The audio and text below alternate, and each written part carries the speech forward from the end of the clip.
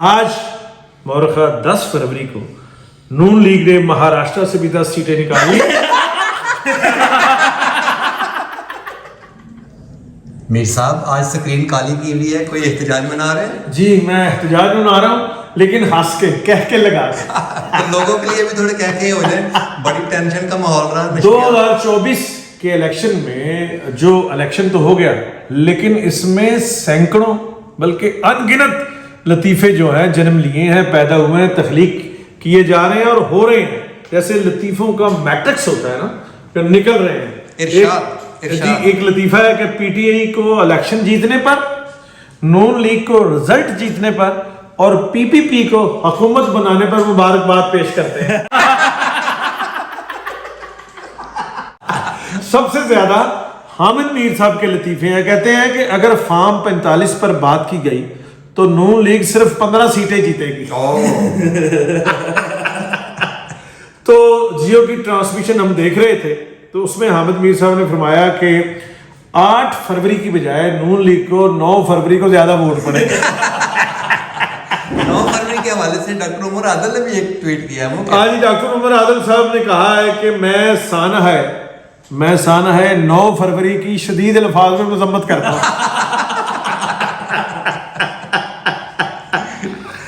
और इलेक्शन तो 8 फरवरी को हुए थे, 9 फरवरी का क्या सीन? 9 फरवरी को जो ज्यादा वोट पड़े हैं ना जी, निकल आए हैं। मरियम साहबा का भी निकल आया है, शहबाज शरीफ का भी बच गई सीट, नवाज शरीफ साहब की बच गई। देखें बात यह है कि अब जो पब्लिक के ट्रेंड्स हैं उसमें तो किसी को कुछ नहीं कहा जा सकता कि ए हो गया तो ए हो गया। पुल भी बड़े सन, अंडरपासिस भी बड़े सन, उधर भी जी इन्ना काम होया सी। भाई अब लोग हैं तो लोग तो फिर ऐसे ही करते हैं।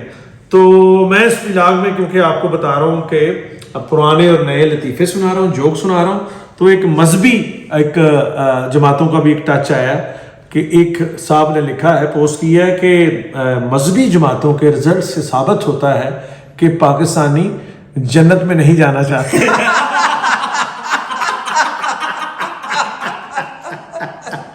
आपको पुराना एक लतीफा सुनाता हूँ, गुजरांवाला, क्योंकि मेरा शहर है गुजरांवाला, और गुजरांवाला के लोग आपको पता है कि उनका पहलवान जो है, एक पहलवान इलेक्शन में खड़ा था, और ये बात है जनरल ज़ियाउल हक के ज़माने में जो बल्दियाती इलेक्शन होते थे, वहाँ पहलवान जो है वो जा रहा है।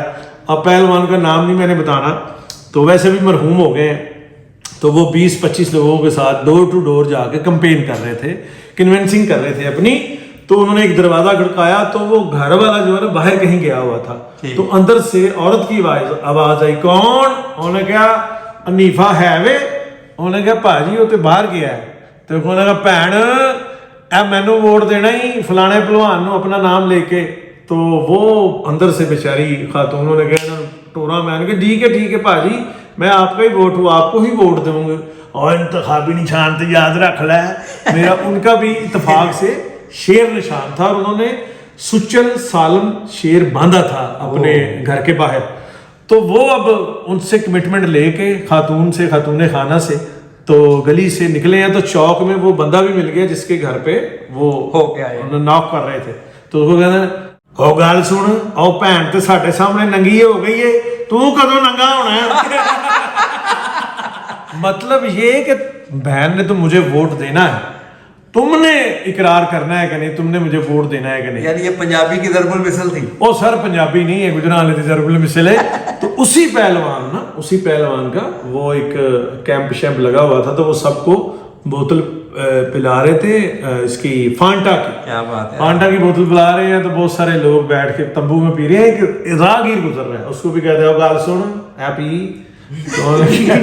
आप पहलवान जी मैं ਤੁਹਾਡੇ हल्के ਦਾ नहीं है, कहता और गाने ए सारे गाल कट के ए सारे जो ए करवा रहे ने, तो तू ही करवा लेना, तो फिर की हो जाएगा। एक आपको तारीखी बात इसमें सुनाता हूँ आज के, कि भुट्टो साहब, जुल्फ़िकार अली भुट्टो साहब की तकरीर ऐसे नहीं थी जैसे बिलावल साहब की है, या बिलावल भी अच्छी तकरीर करते हैं, लेकिन भुट्टो साहब का टेम्पो और यूं उन्होंने जो माइक गिराए हैं, मेरा ख्याल है वो 74-75 के जो सिलसिले होते थे वहाँ تو یعنی شہباز شریف کو بھی کاٹ گئے. جی شہباز شریف صاحب نے تو 100 دفعہ گرائے ہیں مس ٹائمنگ سے, وہ بھٹو صاحب نے گرائے. خیر بھٹو صاحب 1977 کے الیکشن جو ہوئے تھے جن پہ دھاندلی کا بعد میں الزام لگا تھا, وہ اس کے لیے آخری تقریر کر رہے تھے, ریلی تھی. تو یہاں دوموریا پل کے پاس وہ بھٹو صاحب کا خاص سٹائل تھا کہ وہ بولتے تھے, کہتے کہ یہ آئی جے آئی, یہ فلانی, یہ عسکری, یہ فلانی, یہ مفتی. تو درمیان میں وہ پاس ہی ریلوے ٹریک تھی, تو وہاں سے جب دو موریا پل کے پاس سے جب ریلوے گزری تو اس کا جو ہے وہ ہارن کی آواز جب آئی تو وہ بھٹو صاحب نے تقریر اپنی روکی تو وہ نے یہ جیسے ہی فیڈ آف ہوئی تو بھٹو صاحب نے کہا یہ مفتی محمود کی آخری آواز.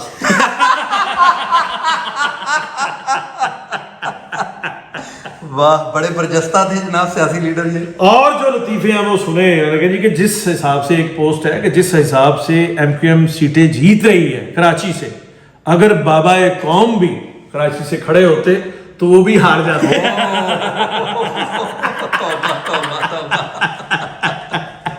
ایک اور پوسٹ ہے کہ آج مورخہ 10 فروری کو نون لیگ نے مہاراشٹر سے بھی 10 سیٹیں نکالی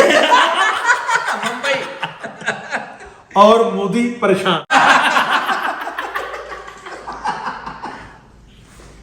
پیر تے ننگی ہو گئی, تو کدوں ننگا ہونا اور تو بڑا بڑا کنجر ہے. تینوں کہہ رہے اکلو تیری